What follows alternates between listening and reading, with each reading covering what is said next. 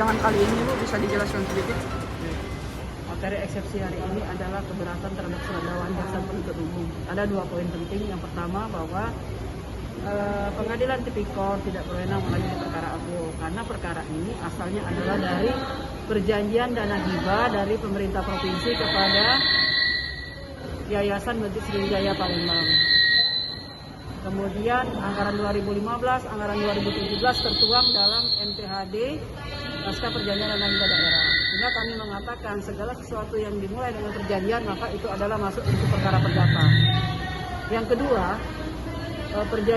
adanya perjanjian antara Masjid Sriwijaya, Yayasan Masjid Sriwijaya dengan pihak PT Abipraya itu juga berawal dari perjanjian. Maka perjanjian itu apabila salah satu pihak yang melanggar atau ada penyalahgunaan, maka itu masuk ke salah satu melanggar dari perjanjian itu, maka masuk ranah uang prestasi.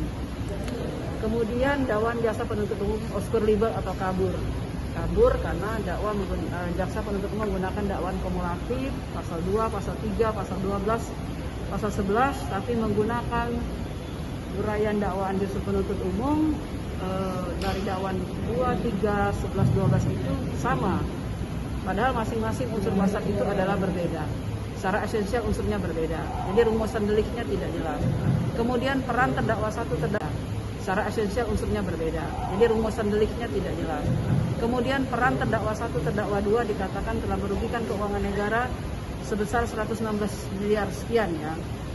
Di situ disimpulkan atas perbuatan terdakwa 1 dan 2. Padahal dalam perkara ini secara terpisah ada terdakwa-terdakwa lain ya, tidak hanya klien kami Edi Hermanto maupun bersama Saripudin ya, bersama terdakwa lain. Itu dijelaskan mereka berdua dikatakan merugikan keuangan negara, makanya kita keberatan. Yang kedua, kabur itu karena menurut kami itu adalah dana hibah. Dana hibah apabila sudah diterima oleh penerima hibah, dalam hal ini Yayasan Masjid Sriwijaya, maka itu sudah menjadi murni kekayaan yayasan itu.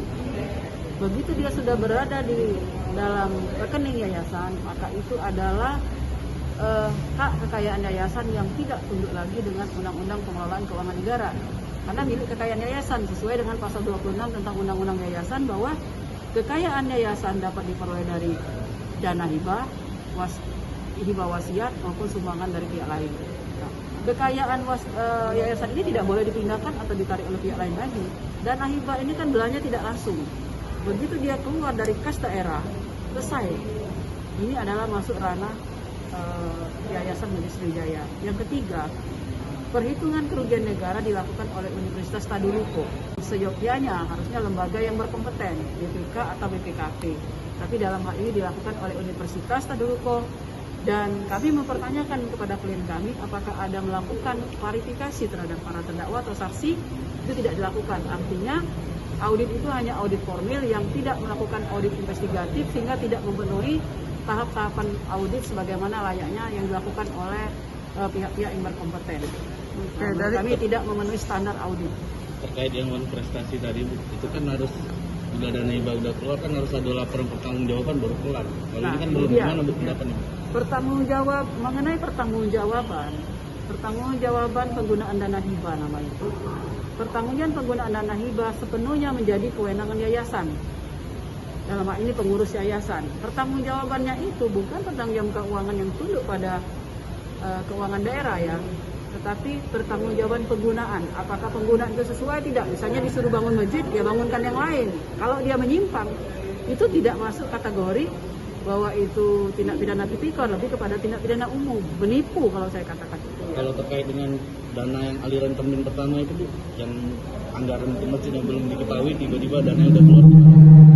Lakukan proses lelang sebelum PNPHD ditandatangan atau belum itu. Sebagaimana kita ketahui bahwa anggaran dana hibah 50 miliar itu berasal dari anggaran tahun 2015 kan, yang sudah disahkan anggarannya pada tahun 2014, artinya sudah diketahui dana itu. Kalau belum dikatakan belum diketahui, sudah diketahui karena anggaran itu sudah diketahui pada saat penyelesaian anggaran APBD tahun 2014. Kemudian kenapa harus dilakukan duluan, nggak harus tunduk pada itu? Karena sumber pembangunan masjid ini tidak mengacu kepada bersumber APBD loh. Ada sumbangan pihak ketiga, ada swasta. Boleh dia menerima dari pihak mana? Tidak hanya bersumber pada APBD Provinsi Sumatera Selatan, tapi bersumber dari pihak lain juga, sehingga tidak harus menunggu MPHD, tidak harus mengacu kepada Perpres atau Kepres sebagaimana Dewan Jaksa Penuntut Umum. Bagian 50 itu bukan campur